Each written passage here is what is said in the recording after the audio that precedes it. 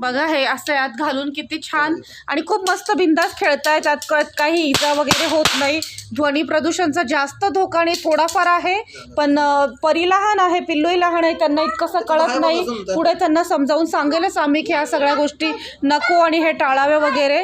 पण आत्ता त्यांच्या एन्जॉयमेंटसाठी आम्ही त्यांना समजावून सांगितलं, पण नाही समजले. तर त्यांच्या एन्जॉयमेंटसाठी आम्ही तेवढं रिस्क घेतलेली आहे. मग साई बाहेरच बसले आहे, बाहेर बसूनच त्यांचं सर्व काही नीट व्यवस्थित बघत आहे की त्यांना प्रॉब्लेम होऊ नये असं. परी बघू शकता, परी बघू शकता इथे किती खुश आहे.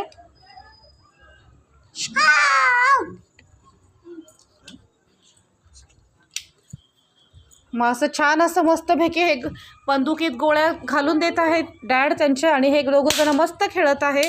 त्यांना खूप जास्त आवडली ती बंदूक आणि हे जे खेळणं आहे ते जास्त रिस्की नाही आहे.